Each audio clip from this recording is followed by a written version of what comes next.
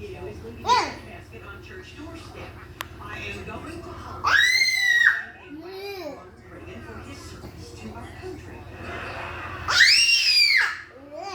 Crossroads in our relationship. Well, I guess. Alright, Mom. When you're at the Ripley's Believe It or Not Museum, if they have an exhibit about a mother who threw away a chance to spend a day with the world's most wonderful son, believe it because it's true.